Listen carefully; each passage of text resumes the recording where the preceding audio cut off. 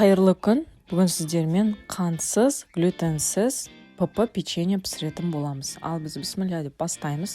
Құрғақ ингредиенттен бастаймыз. Ең алдымен күріш ұны, кокосовая стружка, кукурузный крахмал, разрыхлитель мен ванилин және лимонная кислотаны бәрін бір ыдысқа салып, жақсылап араластырып аламыз.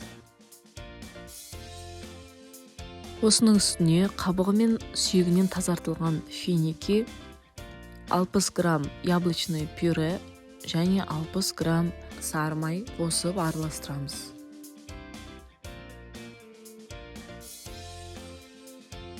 Жақсылап билеп, бетін жауып 15 минутқа қалдырамыз.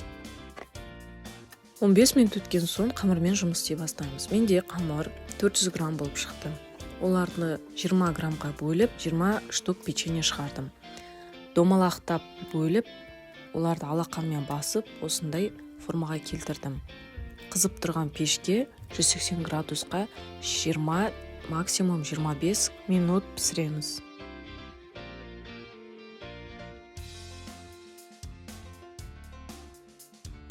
Печеньеміз дайын болды. Печенье өте жұмсақ, иісі бүкіл үйді алып кетеді. Егер осы рецептпен пісіріп көрсеңіздер, комментарийға қалай шыққанын жаза кетіңіздер. Астарыңыз дәмді болсын.